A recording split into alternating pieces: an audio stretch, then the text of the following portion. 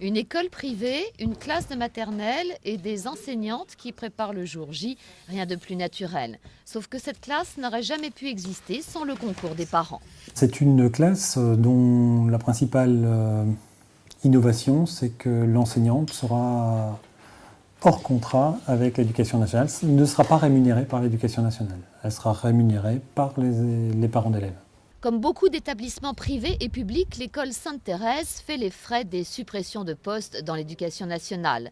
Le tiers des 1500 classes supprimées cette année concerne les maternelles, ce qui entraîne un effondrement de la scolarisation des moins de 3 ans, à laquelle les parents tiennent pourtant beaucoup.